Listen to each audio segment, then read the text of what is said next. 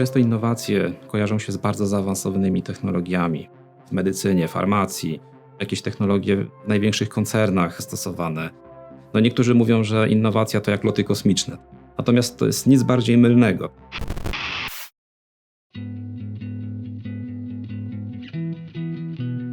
Innowacją może być zastosowanie naprawdę jak pewnego rozwiązania w dziedzinie, w której wcześniej ktoś tego nie zastosował, ale to jest rozwiązanie, które znamy od lat. I to już jest innowacja, która może całkowicie zrewolucjonizować cały rynek.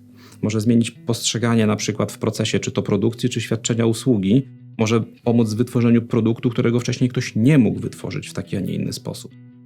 I tu jednym z takich przykładów były chociażby firmy, które zajmują się branżą gitarową.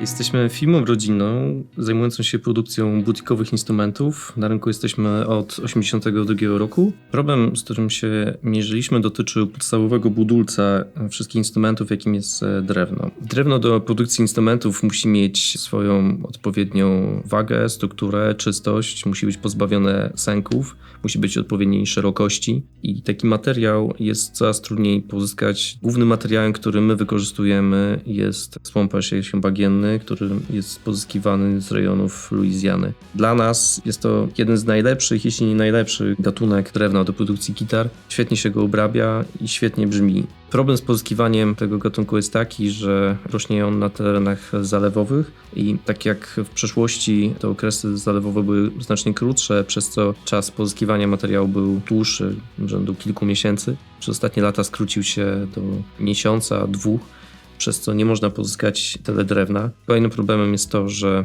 gatunek ten został zaatakowany przez robaki. Prowadzi to do degradacji, w związku z czym ścina się też szybciej te drzewa, które mają mniejszą średnicę, co wiąże się z tym, że deski, które pozyskujemy, są znacznie mniejsze od tego, co byśmy potrzebowali. Te problemy, z którymi od lat spotykamy się w naszej branży, doprowadziły nas do momentu, w którym stwierdziliśmy, że potrzebujemy alternatywy i tutaj pojawił się właśnie pomysł na współpracę z Politechniką i znalezienie materiału, który zastąpi drewno. Program Mikrogranty B+R dla przedsiębiorstw jest to program, w którym pomorscy przedsiębiorcy mogą uzyskać dofinansowanie na zakup usług prac B+R. Program jest realizowany przez spółkę Exento, która jest operatorem programu w ramach konsorcjum z 3 podmiotami, które z nami współpracują. Jest to Regionalna Izba Gospodarcza Pomorza, Centrum Innowacji Medycznych Spółka Celowa Gdańskiego Uniwersytetu Medycznego oraz Univentum Labs Spółka Celowa Uniwersytetu Gdańskiego. Projekt polegał na przyznawaniu najbardziej interesującym projektom grantów w wysokości 200 000 złotych, które przedsiębiorcy mogli przeznaczyć na zakup usług badawczych realizowanych przez wyspecjalizowane podmioty, czy to uczelnie wyższe, czy to centra badawczo-rozwojowe. Dzięki tym grantom mogli dofinansować najbardziej interesujące dla nich pomysły z zakresu innowacji, czy to związane z nowymi technologiami, czy to związane z wprowadzeniem nowych produktów na rynek. Ten instrument mikrograntów, czyli takich jakby relatywnie niewielkich, dofinansowania niewielkich projektów badawczo-rozwojowych, w szczególności miał stymulować przedsiębiorstwa, które do tej pory aktywnie nie współpracowały z sektorem badawczo-rozwojowym, też samodzielnie nie realizowały projektów badawczo-rozwojowych. One miały służyć temu, żeby trochę, nazwijmy to kolokwialnie, oswoić jakby przedsiębiorstwa jakby z technologiami, z projektami badawczo-rozwojowymi, żeby się nauczyły, jak realizować projekty badawczo-rozwojowe, żeby z sukcesem potem móc komercjalizować wyniki tych projektów. Zawsze tego typu projekty muszą być w jakiś sposób rozpromowane, muszą dotrzeć do potencjalnych uczestników takich projektów. Po to potrzebna była chociażby sieć Regionalnej Izby Gospodarczej Pomorza, która ten kontakt z przedsiębiorcami posiada. Projekt Mikrogranty był jednym z projektów, które realizują naszą misję jako Izby zrzeszającej przedsiębiorców i naszym celem było od początku dostarczenie finansowania bardzo ryzykownych, innowacyjnych projektów, innowacyjnej fazy proof of concept i stworzenie narzędzia, które będzie mogło pomóc małym i średnim przedsiębiorcom nie ryzykować własnych środków, znaleźć miejsce i odpowiedź, czy pomysły inwestycyjne, pomysły rozwojowe będą miały rację bytu. Po to było też uczestnictwo podmiotów, których wiedza na temat tego, jakiego typu badania mogą być prowadzone w województwie pomorskim czy w okolicy, jakiego typu naukowcy funkcjonują, kto co jest w stanie zrobić i stąd obecność spółek celowych uniwersyteckich. Projekt Mikrogranty B+R dla przedsiębiorstw To inicjatywa, która przyniosła korzyści zarówno środowisku akademickiemu, jak i sektorowi biznesowemu. Wsparła innowacyjność, rozwój technologiczny oraz tworzenie wartości zarówno dla uczelni, jak i dla przedsiębiorstw. Współpraca między nauką a biznesem w ramach tego projektu była aktywnie wspierana przez Politechnikę Gdańską oraz uczelnie partnerskie. Między innymi poprzez doradztwo merytoryczne ekspertów i naukowców z różnych dziedzin, czy dostęp do zaawansowanej infrastruktury badawczej.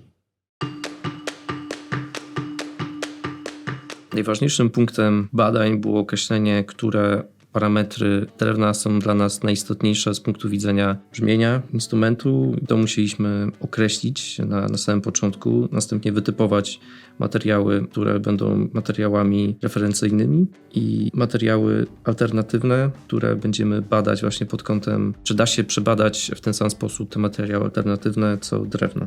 Ocena jednej gitary. Mieliśmy gitarę referencyjną i prototyp, który był stworzony w ramach projektu. To jest 3-krotne szarpnięcie każdej struny, a mamy 6 strun. Na każdym progu, każda struna ma 24 progi, razy 3. Jeden test to jest szarpnięcie ponad 430 razy struny. Było dużo pracy, dużo obróbki danych. Udało nam się wypracować nowe metody oceny jakości gotowych instrumentów, a także, co było chyba największym wyzwaniem, nowe metody oceny doboru alternatywnych surowców do produkcji gitar. Sama współpraca przebiegała moim zdaniem bardzo płynnie. Mam wręcz wrażenie, że udało nam się stworzyć jeden wielki zespół razem z firmą. Wydaje mi się, że wszystkie cele, zarówno te z poziomu spółki Excento, jak i firmy Majonez, zostały spełnione.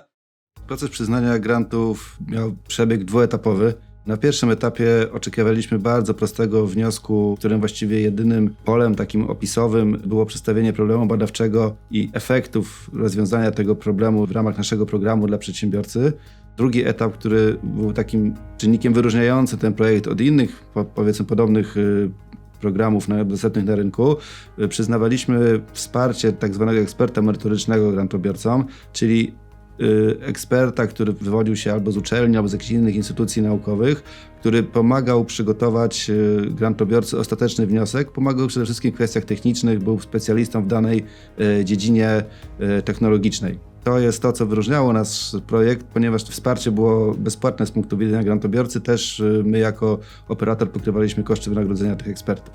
Projekt był odbierany przez przedsiębiorców pozytywnie, ponieważ wypełnił pewną lukę ofertową w tym czasie. Nie było specjalnej konkurencji do tego typu bardzo celowanego, dedykowanego finansowania, dotacyjnego przede wszystkim. Tutaj warto to podkreślić, ponieważ polityka i Unii Europejskiej i nowy, obecnie trwający okres programowania będzie znakomicie mniej wspierał w ten sposób przedsiębiorców. Przedsiębiorcy oczywiście też odebrali istotną lekcję podczas komitetów inwestycyjnych, za które odpowiedzialna była Izba. Musieli być przygotowani, odpowiadać na pytanie, mówiąc znowu tak trochę kolokwialnie, lądować trochę na ziemi ze swoimi pomysłami. Projekty typu mikrogranty są jakby bardzo potrzebne. One pozwalają firmom mniejszym zweryfikować, czy ich pomysł z wykorzystaniem chociażby infrastruktury, czy to centrów badawczo-rozwojowych, czy uczelni, czy innych podmiotów, które świadczą tego typu usługi, ma w ogóle sens. Często w formie pewnego modelu, pewnego proof of concept, żeby to zweryfikować.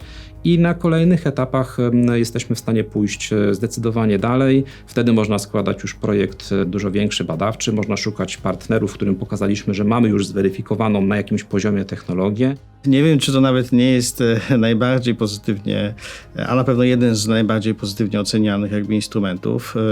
Zarówno, ja bym powiedział, ze strony przedsiębiorstw, mikroprzedsiębiorstw są pozytywne oceny, jak również ze środowiska jakby naukowego. Innowacyjnością też w jakimś sensie było, że myśmy w procesie realizacji jakby tego wsparcia weszli w partnerstwo z spółkami celowymi uczelni, czyli spółkami, które są też generalnie powołane przez poszczególne uczelnie pomorskie do komercjalizowania, można powiedzieć, technologii. Taki projekt jak mikrogranty, on staje się takim elementem pewnego systemu wspierania innowacji w województwie pomorskim. Nasze województwo potrzebuje takich projektów dużo więcej. Zresztą uważam, że każde województwo potrzebuje ich dużo więcej i liczę na to, że stosunkowo szybko kolejne edycje się będą odbywały. Warto skorzystać z pomocy, jaka jest i z tych ośrodków naukowych, które mamy w kraju czy też w Europie. Są tam naprawdę fantastyczni ludzie, fachowcy i ludzie, którzy też są empatyczni i potrafią się wczuć w problem, z którym się mierzymy.